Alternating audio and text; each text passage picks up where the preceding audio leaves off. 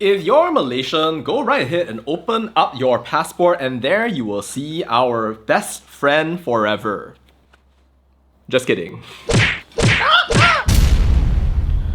Malaysia has never acknowledged the State of Israel, not since 1948 when it came into being. Prime Minister Anwar Ibrahim is currently on a vast project to kick Israel out of the United Nations, and time after time, you see the Malaysian government basically just going out there and trolling the State of Israel. Yes, totally best friends. The Malaysian government is not a fan of the State of Israel and neither are the Malaysian people. But why does Malaysia hate Israel so much? Are we just an anti-Semitic, Jew-hating country of backwards people? As it turns out, the answer is no. The answer is the Israeli-Palestinian conflict.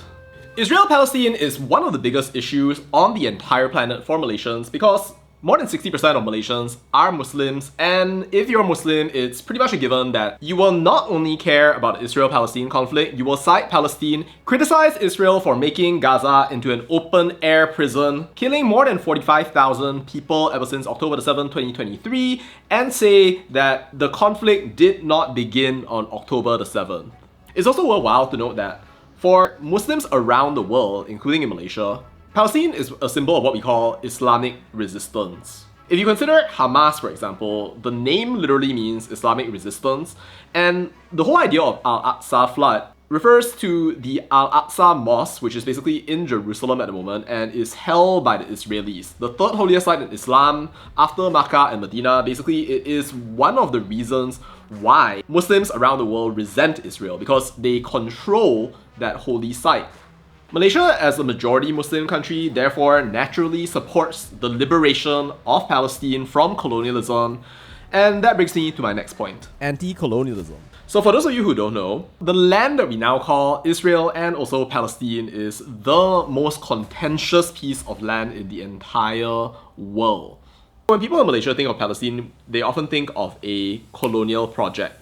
I mean, Malaysia has a whole long history of colonialism, and naturally, as a country that has faced colonialism and fought against it in a whole bunch of different ways, many people within Malaysia identify with what they see in Palestine. And there are many people out there who will call Israel an illegal country. But to understand that, there's a bit of a sad story that you need to understand as well. Israel in its modern form is basically a state for the Jewish people.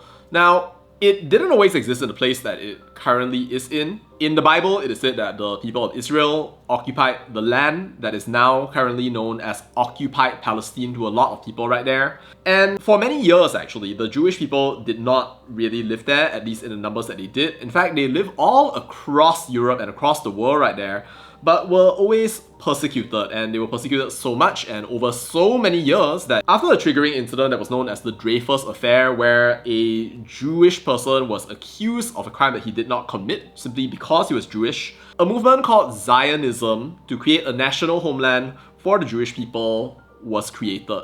So in the early 20th century and after World War I, upon the downfall of the Ottoman Empire, Britain received this thing that was called the Mandate on Palestine, which, under the leadership of British Foreign Secretary Arthur James Balfour, planned for the establishment of a homeland for the Jewish people in the state of Palestine. Lots of Jewish people started migrating into what is now called Israel. Now, the Palestinians objected, saying, well, we are the native people. People are unhappy, leaving the problem to the United Nations. A resolution was born saying that the land, now known as Israel and Palestine, should be divided up into an Israel part with the capital in East Jerusalem and land for the Palestinians. So this was known as the two-state solution.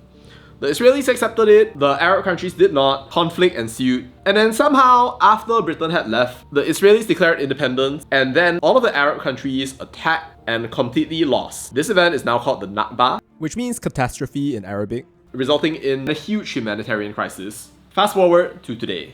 The Israel Defense Forces maintains a very strong military presence in occupied Gaza, and Israel basically controls everything that comes in and goes out, whether it's supplies, food, water. And since October 7, conditions have much worsened. Bomb after bomb has been dropped on Gaza. People have been made to move left, right, front, and center across the entire Gaza Strip. Schools are gone, famine is imminent.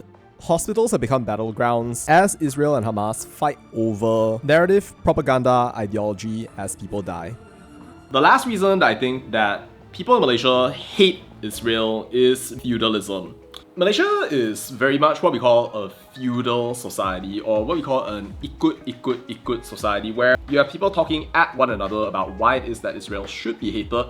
The comments you get on different platforms tend to be pretty hive mind. You can see right here on this post featuring Anwar Ibrahim's restricting Zim. And you can see everywhere that all of the comments are basically the same. There's no deviation. In many cases, it's very hard for you to have an independent opinion about what's happening in Israel, because if you do, then what's going to happen is that you will be called a traitor to the nation, you'll be called a bara bangsa, a betrayer of your race, religion, or any number of things out there. I hate to say it, but a lack of critical thinking is one of the major reasons contributing towards this hate. Imagine you're a kid, you can't think for yourself, and you're reading all of these polemics 24/7. What kind of view of the world are you going to build? The answer is obvious. Malaysian society, it can be very polarized, with people not being willing to actually come out and give solutions because they're afraid of what's going to happen to them if they actually do voice out things. So that's one of the reasons why I was wondering about actually releasing this video in the very first place, but I do think that it's important to help Malaysians to start thinking really about this whole situation right there, because if we're moving eventually towards a condition where we can normalize with Israel once conditions have been met, then we need to be able to make sure that people can actually think critically about what that means and what needs to happen in order for the entire world, not just Malaysia or the Islamic world in general, but the entire planet out there, to be able to create a solution for the Israel-Palestinian conflict, which none of us, individually at least, can solve. But I need to be fair to Malaysia though.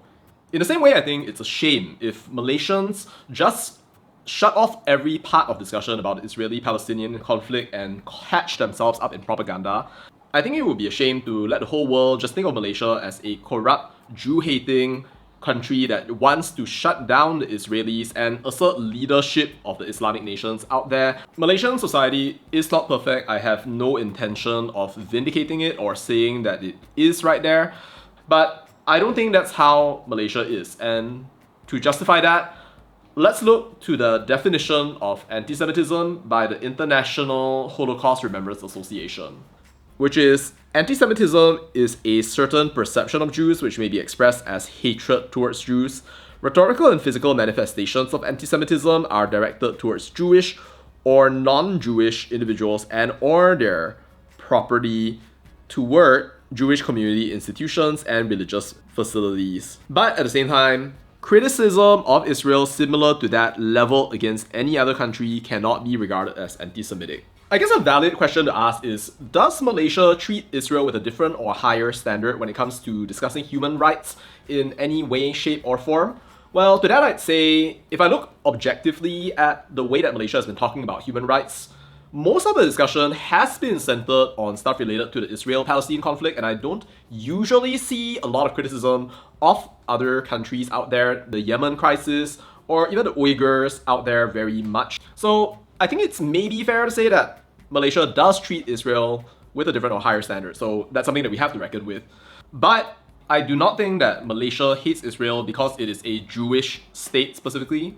It's more because of the human rights concern and also the religious significance that this land has for the Muslim world, which Malaysia affirms and that it stands in solidarity with. There are many people who genuinely care for the Palestinian people and for their hopes and dreams to be able to come to reality. There are people out there who truly take part in reprehensible behavior, and it is true that right before Mahathir, our 4th and 7th Prime Minister, stepped down, he did speak about how Jews rule the world and stuff of that nature right there. But that is not really a systematic thing. It's not something that you hear from most Malaysian people. Generally, most Malaysians are not going to be racist against Jews. You're going to see people confuse you for a random white person or probably ignore you along the way just because there are so few Malaysians who have actually interacted with Jews before.